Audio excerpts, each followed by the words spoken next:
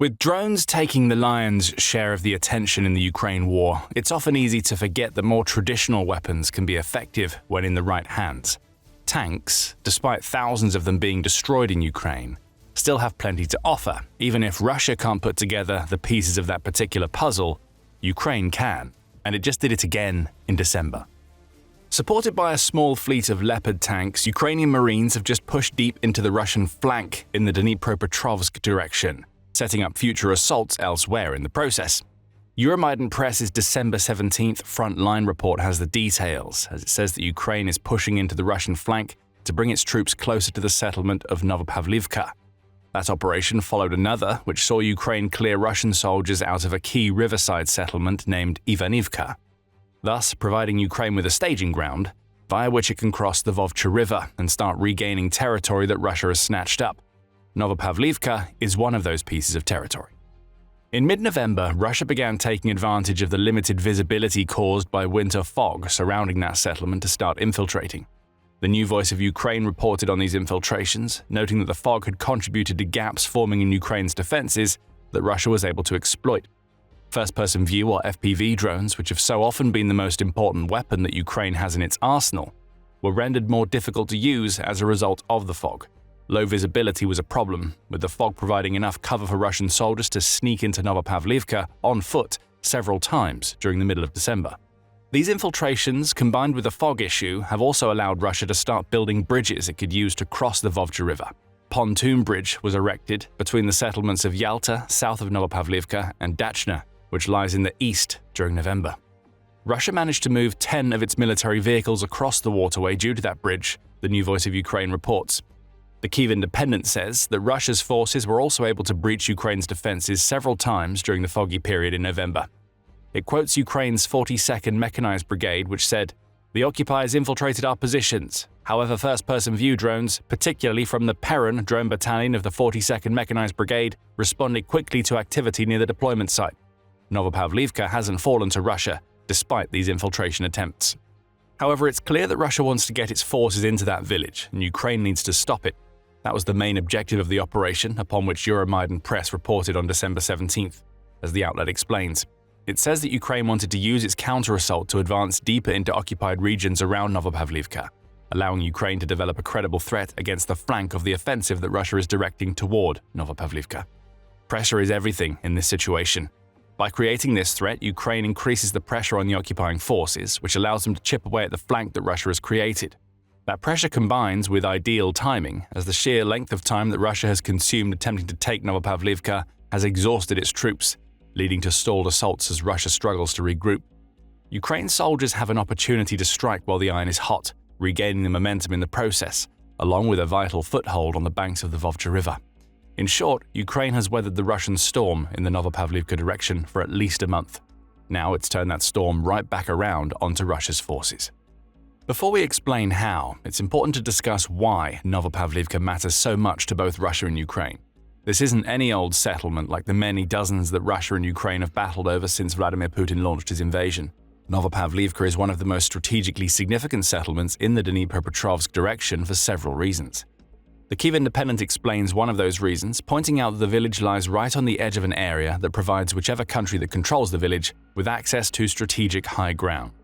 Ukraine understands why this matters very well, which is why it's fortified both the village and the area that surrounds it. With access to that high ground, Ukraine gains visibility over a large portion of the battlefield, allowing it to observe Russian troop movements and prepare for future assaults.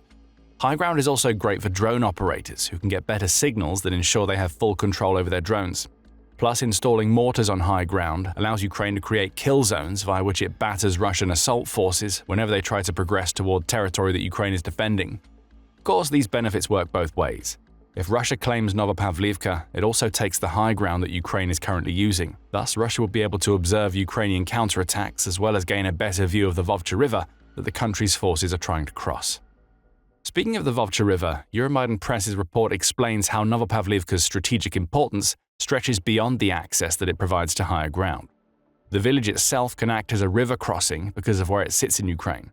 Novopavlivka holds strategic significance because the settlement is located on both banks of the river, the outlet reveals before adding, If Russian forces capture even one side, the opposing bank will become considerably more difficult for Ukraine to defend, and similar to the situation in Ivanivka, any captured ground could provide Russia with an improvised crossing point for further offensive operations. Novopavlivka can't be allowed to fall. If the village ends up in Russian hands, Putin's forces gain the perfect staging area for assaults deeper into the Dnipropetrovsk region. They would also take control of a village ideal for conducting river crossings, which are one of the most important aspects of continuing a ground campaign. Rivers are natural barriers. They're usually deep enough to prevent vehicles from driving across them without bridges. Plus, sending soldiers to swim across rivers is incredibly risky and often results in attrition due to drowning or those vulnerable soldiers being picked off as they attempt their crossings. Control over settlements that lie on rivers, or in Novopavlivka's case, have rivers running through them, provides a military with the time and space that it needs to build stable crossings. Engineering corps in every military train for this, and the commanding officer of the UK's 21st Engineer Regiment, Lieutenant Colonel Perry Bishop, explains why. There are an awful lot of big rivers in Europe, Bishop says when explaining why his team of engineers was taking part in a river crossing training operation named Exercise Iron Titan, which involved 8,000 of the UK's soldiers, including a unit that Bishop goes on to mention. So if we're going to keep the 3rd Division alive and on the move and killing the enemy, a core part of that is getting across those big spans of water. And we are the only people in the army who can do that, Bishop adds. The engineering corps is crucial. They're also limited in terms of the number of skilled operatives they can bring to the battlefield, which reinforces the importance of taking villages like Novopavlivka in Ukraine. The safer a military can make it for its engineers to build bridges, the less likely those engineers are to be targeted while working. Even if we disregard the potential for an enemy to cause casualties by firing on exposed engineers, having a safe place to work also reduces delays. Faster bridge building means less time spent waiting to transport armor and other equipment over the river, all of which feeds into the success or otherwise of future assaults. European Security and Defense adds that simply crossing over existing bridges is always the preferred option, though it's becoming a less viable approach so deep into the war. Both Russia and Ukraine blow bridges that they feel have a chance of falling into the opposing side's hands, making the ability to carry out efficient gap-crossing operations over wetlands and waterways even more essential. Again, that brings us back to Novopavlivka and its potential as a safe space both Ukraine and Russia can use to build gap crossings. Ukraine wants to keep that space. Russia wants to take it. Ukraine's combined marine and tank counter-offensive makes plenty of strategic sense now that you know why a village like Novopavlivka has such strategic significance. And providing another example of that significance is the village of Ivanivka. Just a couple of weeks before Ukraine launched its operation in the Novopavlivka direction, it had liberated Ivanivka.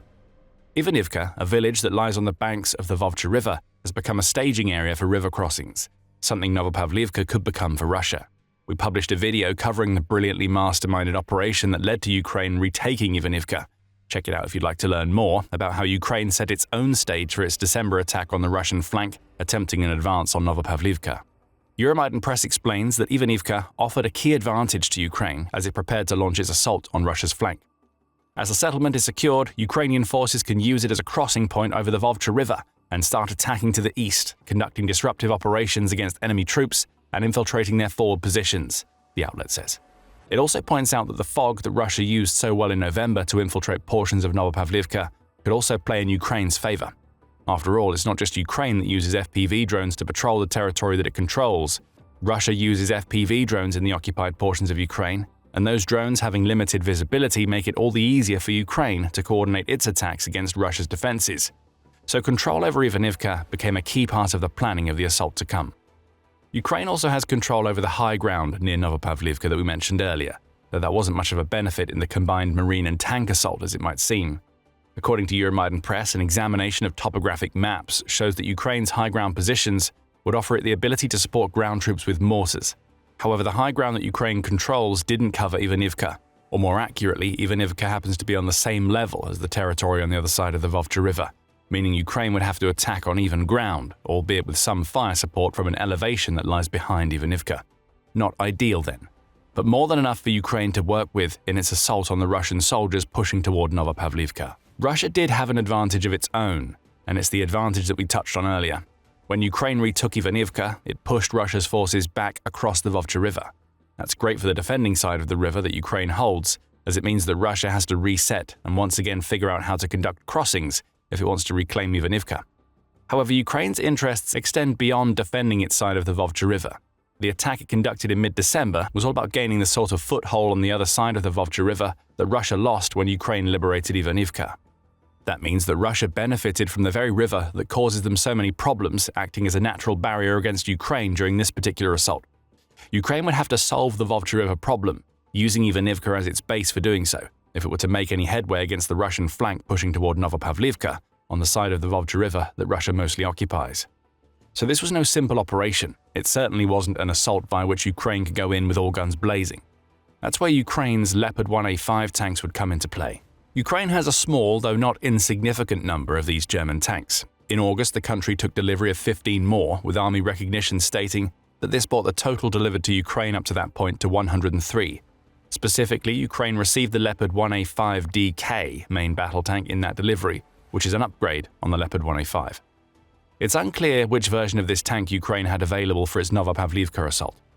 But even if it was the base version, the Leopard 1A5 is a solid addition to any combined ground assault, assuming it's used properly. Army recognition says that the tank's main armament is a 105mm Royal Ordnance L7A3 rifled gun, which is capable of firing practically all standard 105mm rounds produced by NATO nations. A Leopard 1A5 operating at full capacity contains 60 of these rounds, with 42 being in the hull and another 18 in the turret. The tank's semi-automatic loading system also makes the firing rate for these rounds relatively quick, and if any threats approach the tank from near range, it carries a pair of 7.62mm machine guns, one mounted to the right of the L7A3 and another set at either the commander's or the loader's station to be used as an anti-aircraft defense weapon. The Leopard 1A5 has other features, such as smoke grenades it can use to obscure its presence or aid it in making an escape. However, it was the weapons that would be required for Ukraine's assault on the Russian flank, and with some of those tanks ready to go, Ukraine finally put its plan into action. Using geolocated footage to verify its findings, the outlet said that Ukraine started its assault on the Russian flank approaching Novopavlivka by deploying its Leopard tanks. Those tanks took up positions and started firing their 105mm rounds at Russia's fortifications, softening them up in preparation for the ground assault to come. Fog likely played a role in Ukraine being able to use these tanks, as the cover that the fog would have provided made it difficult for Russia's drone operators to detect the tanks and attack them with FPV drones before it was too late. Still, the drones would be a threat if the Leopard tanks lingered in their positions. Ukraine knew this, so it withdrew the tanks once they had done their damage, pulling them back into the Ukrainian rear and out of the range of Russia's drones. At the same time, Ukrainian Marines stormed the fortifications that the tanks had softened up, with the gaps created in Russia's defenses offering perfect entry points. That's when the trench clearing started. Ukraine's Marine units advanced from trench to trench, taking out the Russian soldiers hiding away as they went. Of course, doing so blindly would be extremely risky, as the Marines alone can't identify what lies in wait inside a trench until they're upon it. That's where Ukrainian reconnaissance drone operators come into play. Euromaidan Press says that the Marines were supported by a single reconnaissance drone flying over the trenches. The footage that the drone captured was fed back to Ukraine's commanders in real time, with those commanders then able to deliver the information that they learned to the Marines on the ground.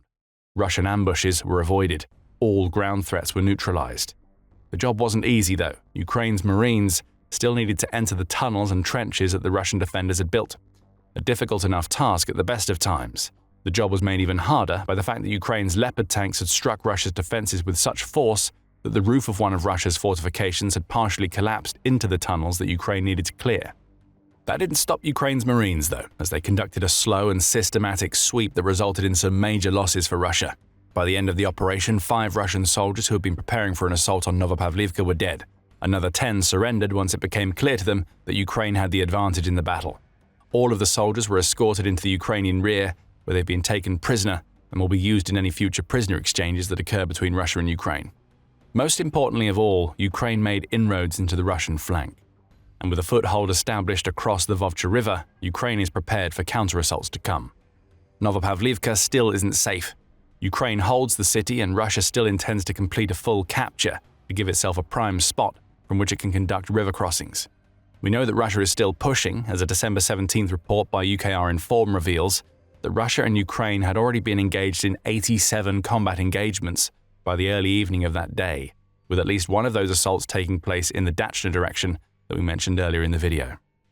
However, this recent assault shows how adept Ukraine has become at combining its tanks, drones, and ground forces to conduct devastating assaults against Russia's defenses. Ukraine's success also adds to the momentum that it built from the retaking of Ivanivka. The pressure we mentioned earlier will now be more sustained and difficult for the Russian flank, attempting an approach on Novopavlivka to handle. Plus, as Euromaidan Press reports, every gain that Ukraine makes forces Russia into spreading its defenses thinner as the front line grows. Much will depend on how Ukraine follows up its successful assault in the Novopavlivka direction. But for now, the country has made some good headway, and it seems on its way to retaking enough occupied territory to repel Russia's attempted advance across the Vovcha River and deeper into Dnipropetrovsk. The Novopavlivka operation showcases a perfect example of how Ukraine's precise and lethal counterattacks are draining Russia's defenses. However, Ukraine is just as adept at luring Russia's attackers into devastating traps that cause catastrophic losses. Ukraine just sprung one of those traps in the embattled city of Pokrovsk, and Russia paid a heavy price for a failed assault that went nowhere fast. Learn more about how Ukraine stopped a Russian lightning charge before it could get started in our video. And if you enjoyed this video, be sure to subscribe to The Military Show for more up-to-date coverage of the latest developments on the Ukraine war front lines. And thank you, as always, for watching.